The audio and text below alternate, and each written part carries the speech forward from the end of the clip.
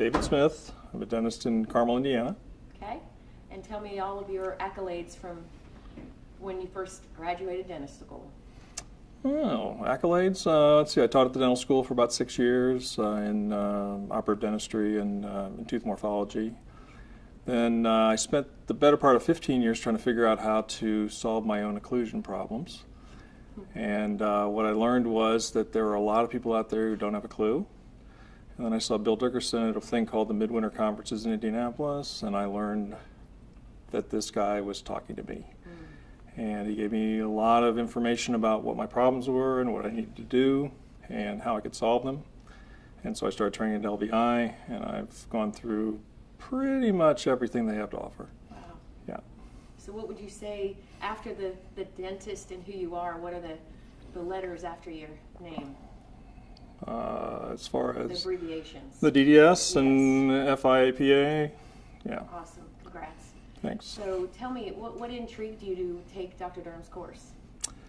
Brad was my instructor in, I think it was Core 2 at the time. It was the aesthetic portion, basically doing veneers. And it wasn't Core 2. It was kind of like the second phase of the courses in the aesthetic continuum at LVI. It's a lot different now.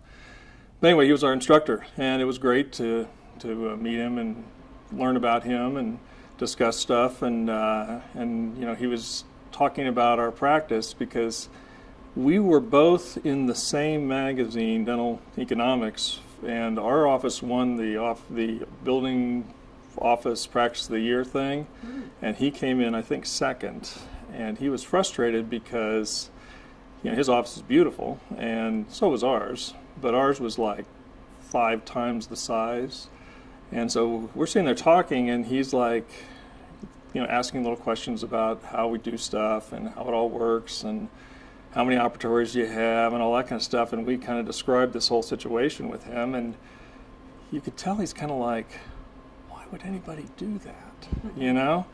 You could do it in so much smaller of a space and all that kind of stuff. So anyway, here we are starting at LVI and learning about the stuff that he does and realizing pretty quickly that a 16 operatory office is not a good thing to have. In fact, we'd be much better off with maybe 4 or 6 and then kind of go from there. So it was kind of an interesting thing. We went to dinner, we talked a lot and kind of discussed practice concepts, and it was just a lot of fun to learn from him.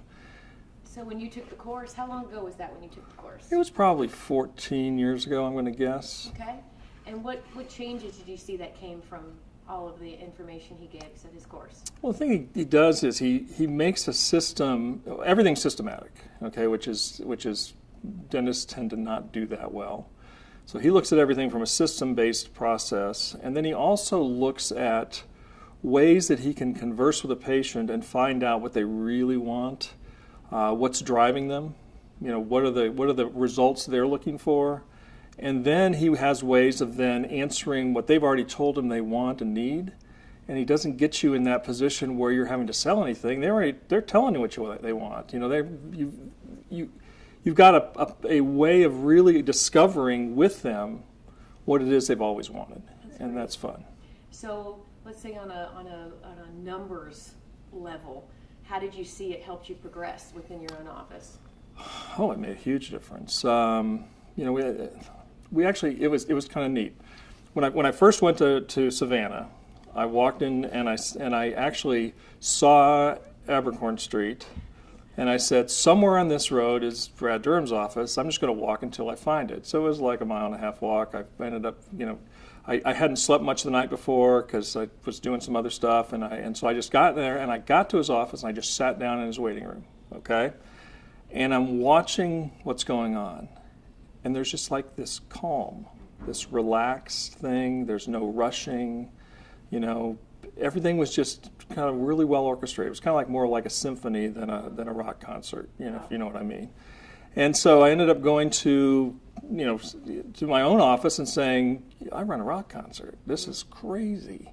So we started slowing things down, spending more time with the patients, discussing things and learning more about them, you know, getting what their thoughts were and what they want. And we found that if you really slow things down, patients start buying stuff. In fact, they start buying much bigger stuff than you would ever do just running into a room for a hygiene check and saying, you got a broken tooth, we need to put a crown on it. No, that's not it. Did you know that those notches at the gum line mean something? Did you know those tori mean something? Did you know that fatigue you have all day long means something? All these little things tie together then, and we can have conversations that actually are meaningful instead of just a bunch of, do it quickly, in and out, crown of the ear club stuff. Wow.